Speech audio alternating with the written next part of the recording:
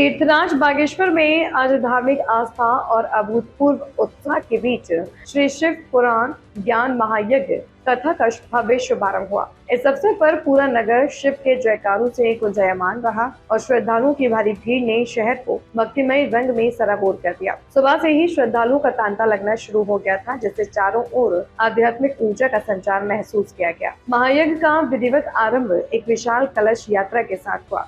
यह यात्रा सरयू बगड़ से शुरू होकर चौक बाजार, SBI तिराहा, सरयू पुल, दुग बाजार और नुमाइश खेत मैदान जैसे मुख्य मार्गों से होते हुए ऐतिहासिक बागनाथ मंदिर पहुंची। यात्रा का मुख्य आकर्षण सिर पर कलश धारण की सैकड़ों महिलाएं रहीं, जो भजन कीर्तन करते हुए भक्ति भाव में मग्न नजर आए। स्थानीय निवासियों ने जगह जगह पुष्प वर्षा कर यात्रा का स्वागत किया, जिससे माहौल और भी भव्य हो गया। बागनाथ मंदिर परिसर में वैदिक मंत्रोच्चार के बीच पूजा अर्चना के साथ कथा का श्री गणेश किया गया।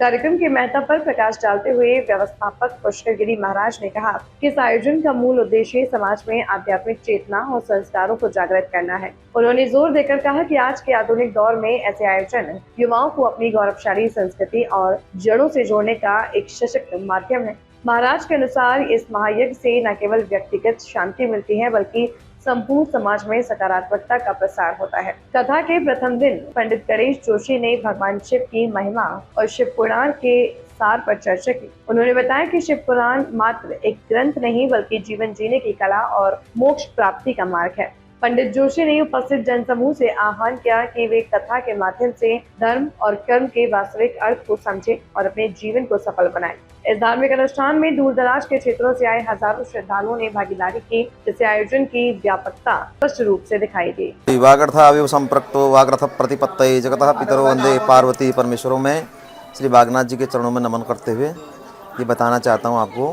कि आज से यहाँ शिव महापुराण यज्ञ का आयोजन हो गया है। 2 मई से यहाँ पर प्रारंभ हुआ और ये 12 मई तक चलेगा।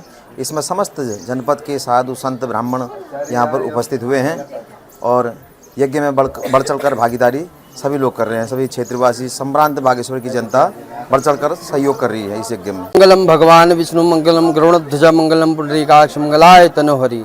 आज